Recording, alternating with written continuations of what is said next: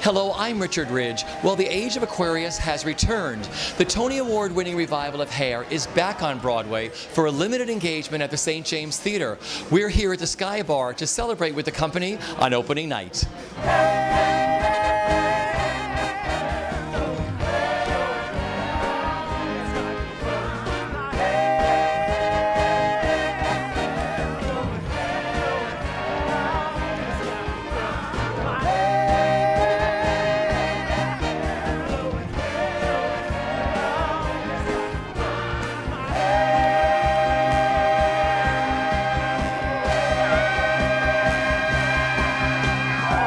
It's been kind of trippy, which I guess is a good word for it, you know, to be back on Broadway, not at the Hirschfeld, but at the St. James, to see the show alive in this new theater, and all these cast members from the last 4 years of the history of the show.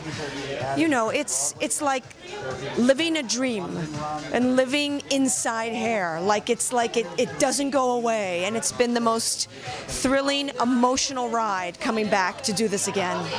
Because what amazed me was you had people from the park, from the original concert you did, from Broadway the last time, and the tour, this nice combination of cast members. Yes, this cast has all the history.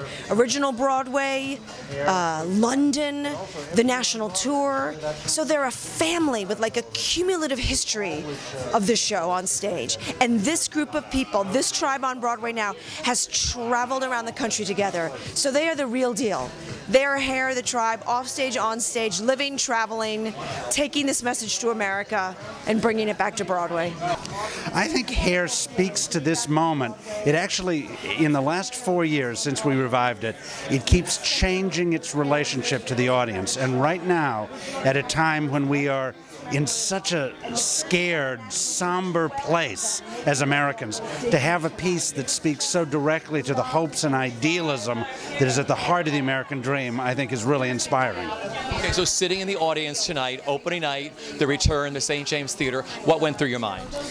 I kept thinking about 4 years ago when we have half a dozen people on that stage who we cast in 12 hours for a concert in 2007 and who have stayed with this for 4 years, and it just makes me weep to realize that this whole journey we've done together, and for some of them it's the only professional job they've ever had, and they are still up there singing and acting their hearts out. It's gorgeous. Last time with Hair at the Hirschfeld, we were in an election moment, we were talking about change, we were galvanizing as a community. And this time, we are celebrating a triumph of equality. We are celebrating in New York State marriage equality, a fight that so many of us, particularly so many people involved in this production, have been fighting for, have been living for, and it is a real celebration. It's a victory lap. It's been absolutely a wonderful trip. I'm very excited by the work. I think I've been serious about the work in the sense that I want one of the actors to rise to the occasion to do the kind of work that I think is real and very, you know, affecting. It's something that really works the audience and works the material, and I'm always into that thing of trying to get the actors to really get it to happen for themselves. And so they're, you know, we're asking them to meet us halfway. We give them the script, but you know, you're always dealing with who they are as individuals. And in working with these people, we found out that we had some really, really wonderful people, you know, on a soul level, I think. And they were really very interested in our way of working. I'm speaking about Diane Paulus and myself. And they responded, and we worked back and forth, and we really found a way to tap something deep. And I think the show is working better than ever. Long, beautiful hair, shining, gleaming, steaming, flaxen, waxen. Give me down to their hair, shoulder length and longer. Here, baby, there, mama, everywhere, daddy, daddy, hey. Blowing, blowing, long, it's got me blowing my hair. Has it been surreal, this whole hair journey for you? Talk about that. Totally surreal. I keep saying we thought it was a 3-day concert in 2007. I honestly thought that was it. And it's 4 years later. That was almost 4 years ago. It was September of 2007. So it's every step has been another surprise. Like we were told that we were going to the park. We were told in the park we were going to Broadway. Broadway closed. The tour was starting. I had no idea. I would have never guessed that we were coming back to Broadway from the tour. But we're back on Broadway from the tour, and it's all been unreal. It's been incredible. And just where you started to where you are now. Yeah, I hadn't done a musical in 5 years when I auditioned for the concert in the park. I had been doing like commercials and plays, and I'd sort of, it's sort of like I'll probably never do Broadway. It's all right. And just sort of on a whim, I was like, I guess I did hair a while back. I'd love to do it again. I'll audition for it. And I would have never, ever in a million years guessed that I'd be playing Claude back on Broadway. You've had Jim Rado and Galt McDermott during your process of putting this whole thing together. What's the best bit of advice they each gave you? Well, Galt basically just said, just sing the music and sing what you feel. He's really free and open up to that stuff. And he wrote such incredible lines, melody lines, that you don't really need to change things up. You don't need to riff on it, except for if you're feeling it, of course. But Jim, to just make it fresh, make it new. He always talked about having that moment where it was like, what's really happening? Or am I really, make it like it's happening in that moment, like a moment to moment, instead of making it read, which is, of course, what you don't want to do as an actress. You want to make sure everyone knows that you really are feeling that in the moment, and it's not rehearsed, and it's not feeling in that, timeline of a musical or timeline of a show. It's really that you're there, the audience is there, I'm there, we're all there, we're all doing it, we are one. It's been an incredible journey, I have to say. I started off in the park, which was, it's an unparalleled experience of doing it there. I toured with Rent while this cast moved to Broadway and did London, and it was heartbreaking to miss that and to miss them, but it was great to be on tour doing Rent with my family, and I really thought that I had said my goodbyes to hair, and suddenly the phone call came to do the tour, and I thought, what a brilliant way to find, to finish playing this role, to continue, it'll be a great way for me to actually sink into the show more and play it longer, never thinking for a minute that this would be a stop on the tour, This was supposed to be Japan, so so I'm thrilled to be here.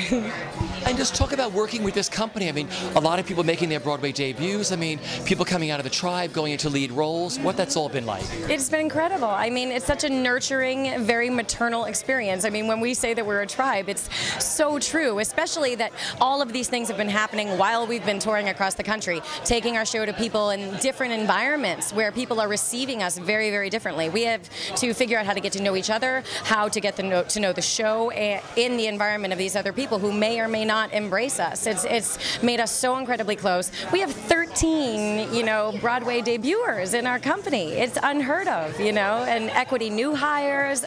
It's just a very well-rounded blessing, the whole thing. How can people have no feelings? How can they ignore their friends? Easy to be hard.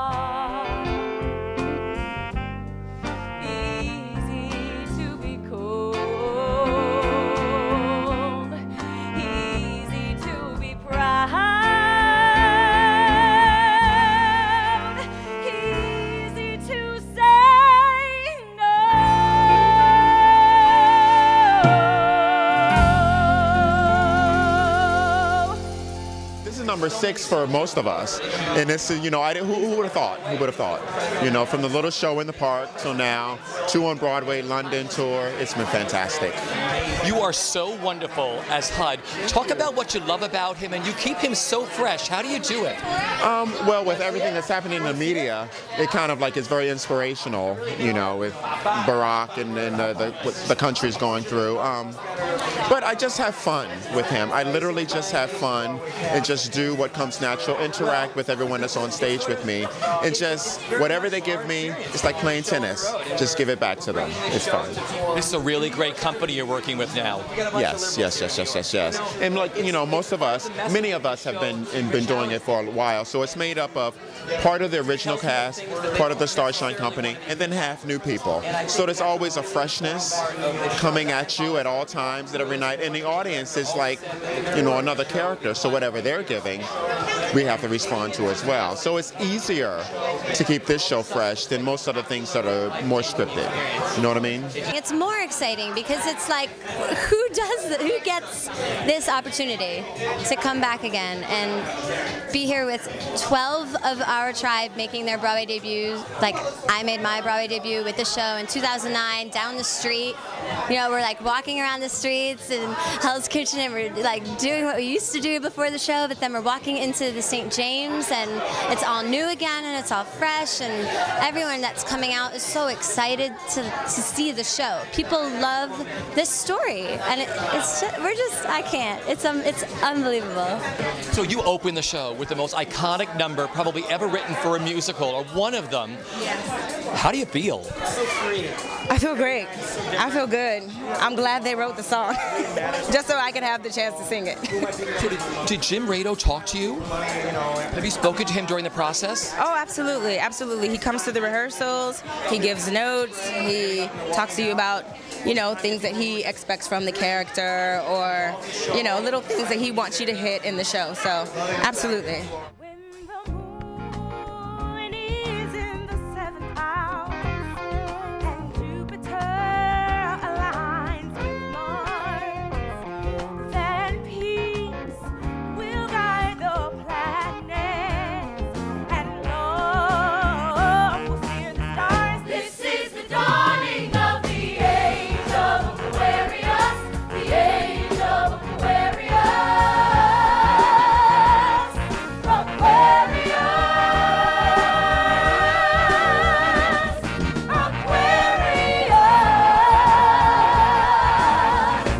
Another opening, how does it feel? Well, this is actually my first opening.